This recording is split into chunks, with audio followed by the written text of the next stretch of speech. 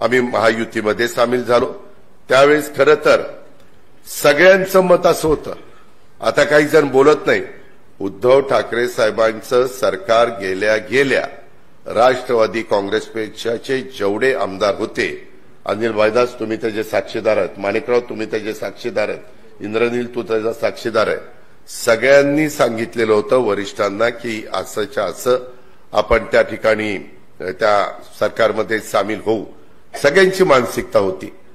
आम्ही पण तेच म्हणत होतो. मी सत्तेला हापापलेलं नाहीये, माझ्या एवढी सत्ता कुणी उपभोगली नाही. मला 91 साली एकत्र काँग्रेस असताना पंजाचं चिन्ह मिळालं आणि बारामती लोकसभा मतदारसंघात त्यावेळेस जेंट्समध्ये सगळ्यात जास्त मतांनी मी काँग्रेसचा उमेदवार पी.व्ही. नरसिंहराव पंतप्रधान झाले, मी निवडून आलेलो होतो. आणि लेडीजमध्ये त्या सेलेजा म्हणून बघा मंत्री होत्या काँग्रेसच्या, त्या सर्वात तरुण परंतु सगळ्यात जास्त मतांनी निवडून आलेल्या होत्या. आणि आमच्या सर्व खासदारांच्या मध्ये जर सगळ्यात जास्त मतांनी कुणी निवडून आलं होतं तर ते रामविलास पासवान आलेले होते.